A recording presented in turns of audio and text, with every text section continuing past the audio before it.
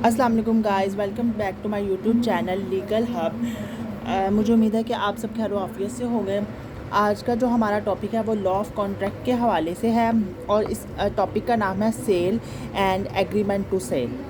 अब सेल जो है इसका लिटरल मीनिंग क्या है? सेल का लिटरल मीनिंग है ट्रांसफ़र ऑफ टाइटल, अपना टाइटल ट्रांसफ़र करना।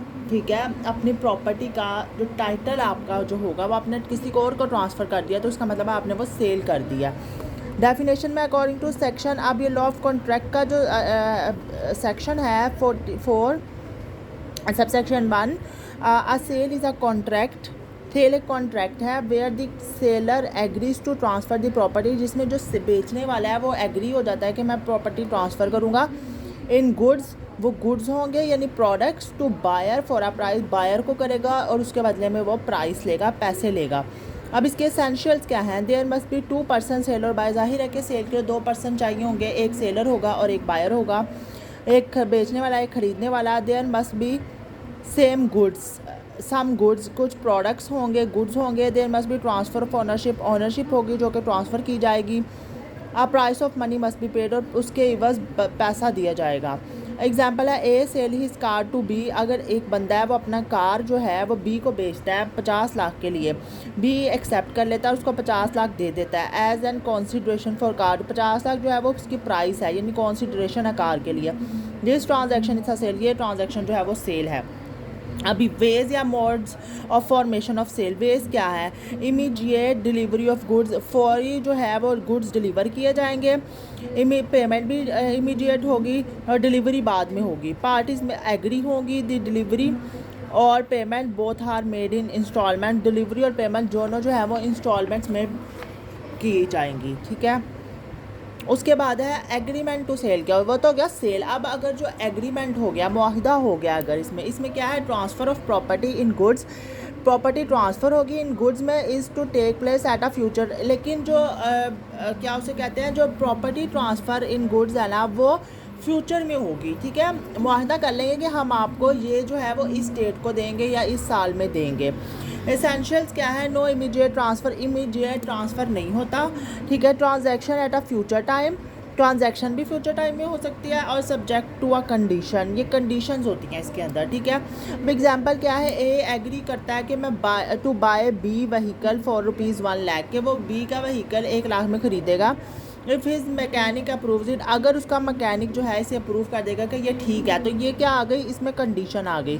ये एक एग्रीमेंट हो गया सेल के लिए। ठीक है, उसके बाद है, अब हम पढ़ लेते हैं इसका डिफरेंस क्या है सेल और एग्रीमेंट टू सेल में।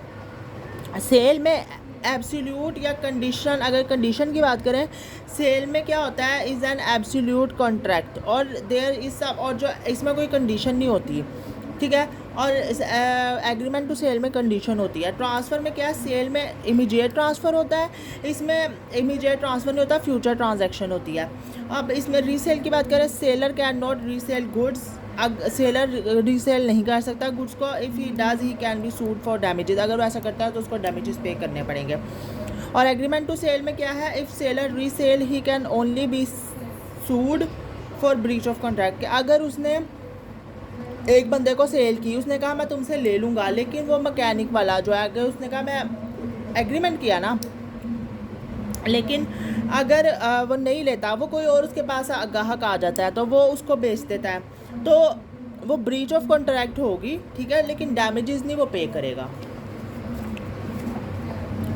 नेक्स्ट जो है हमारे पास सेल में क्या है? रिकवरी। नेक्स्ट पॉइंट है रिकवरी या क्लेम। तो इसमें क्या? Buyer can recover damages, sale में बायर डैमेजेस रिकवर कर सकता है और इसमें सिर्फ क्लेम कर सकता है एग्रीमेंट टू सेल में। इंसॉल्वेंसी ऑफ बायर क्या है? दिवालिया अगर हो जाता है buyer, before he pays declare insolvent, अगर पे करने से पहले वो इंसॉल्वेंट डिक्लेयर हो जाता है तो seller would be required to deliver goods to official receiver. ठीक है, और इसमें क्या? In it seller may refuse to deliver goods to official receiver unless buyer can pay for them. ठीक है, अगर जब तक ये बायर उसको पे नहीं करेगा तब तक के लिए वो उसको डिलीवर नहीं करेगा गुड्स। एग्जीक्यूटेड कॉन्ट्रैक्ट क्या? ये एग्जीक्यूटेड कॉन्ट्रैक्ट है। इसमें क्या? It is executed contract in which promises are made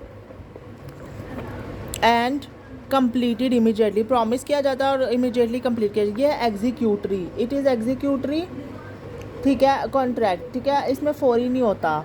इसमें क्या है, बिसाइड्स ऑफ कॉन्ट्रैक्ट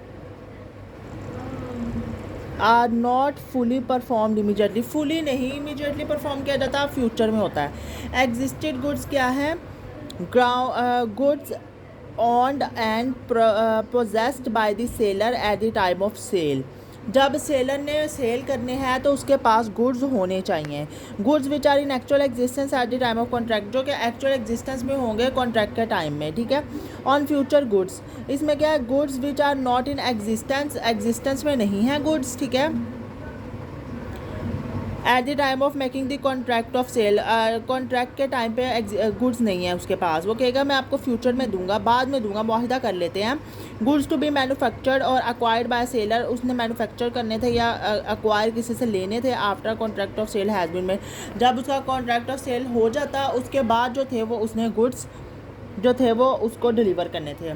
तो ये इसके जो थोड़े से है ना, वो मैंने आपको डिफरेंसेस बता दिए हैं कि सेल और एग्रीमेंट टू सेल में क्या डिफरेंस होता है। तो ये था आज का हमारा टॉपिक, मुझे उम्मीद है कि आपको इसकी समझ आई होगी। उसके अलावा अगर आपको कोई भी प्रॉब्लम होती है तो आप मुझसे पूछ सकते हैं। मुझे उम्मीद है कि आप सब खैर आफियत से होंगे। इंशाल्लाह ताला कल मिलेंगे एक नई वीडियो के साथ। आप चैनल सब्सक्राइब कर लें ताकि आपको हर आने वाली वीडियो टाइमली मिल सके। Thank you so much.